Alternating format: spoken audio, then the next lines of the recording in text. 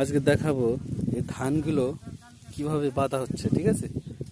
Already হয়ে গেছে এতগুলো, কাছে গিয়ে দেখাবো। এই দাদা ধান বাঁধছে, ওইখানে বাঁধছে, খুব রানিং এ ধান বাঁধছে। হ্যাঁ রানিং এ আমার বিদেশে পাঠাতে দিই কায়দা হয়ে গেছে আর পরীক্ষা দেখে